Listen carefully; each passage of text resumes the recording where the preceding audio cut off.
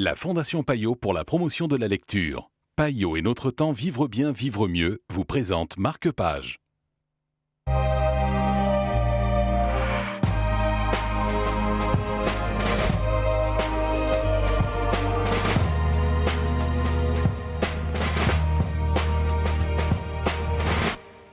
Bonjour et bienvenue dans Marque-Page. Libertango est le livre dont nous allons vous parler aujourd'hui en compagnie de Laurence Desbordes du magazine Notre Temps. Bonjour Laurence. Bonjour Zelda. On part à la rencontre d'un chef d'orchestre, mais pas tout à fait comme les autres. Oui, c'est ça. En fait, c'est l'histoire d'un petit garçon, Louis, qui naît en 1935 à Paris dans une famille d'émigrés espagnols.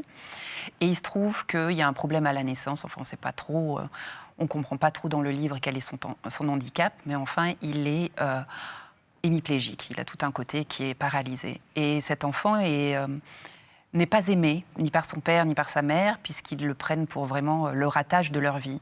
Donc, même quand il y a les bombardements pendant la guerre, on laisse le petit dans la maison, en espérant que cette maison n'explose pas sous les bombes. Et le gamin trouve du réconfort uniquement accroché au transistor à écouter de la musique classique. À 21 ans, c'est l'âge de la majorité en France à l'époque, il quitte la maison puisque personne ne l'aime vraiment, et il tombe sur Astor Piazzolla qui joue du tango dans la rue. Et Astor Piazzolla l'amène à aller au conservatoire. Et au conservatoire, on aperçoit que ce petit garçon, Louis, enfin ce petit garçon maintenant, ce jeune homme, a l'oreille absolue. Et qui comprend la musique mieux que tout le monde. Donc il va suivre des cours de chef d'orchestre. Et tout le livre raconte le parcours de cet enfant handicapé qui devient un chef d'orchestre handicapé. Et puis le rêve de sa vie qu'il réalise, bien sûr, tout en faisant corps avec la musique, il réalise un autre rêve que je ne vais pas évidemment dévoiler puisque c'est à la fin du livre. Voilà. Mais c'est un très très beau roman. C'est le 5e roman de Frédéric de Guelt. Et on a l'impression qu'elle a baigné dans la musique toute sa vie. Or, ce n'est pas du tout le cas, mais c'est magnifique. Merci beaucoup. Un destin, clairement, à découvrir dans cet ouvrage. Marque-Page, c'est terminé.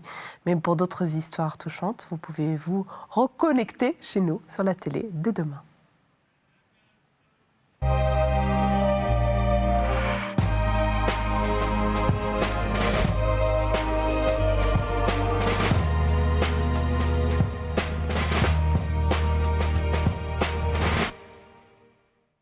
La Fondation Payot pour la promotion de la lecture. Payot et Notre Temps Vivre bien, vivre mieux vous ont présenté Marque-Page.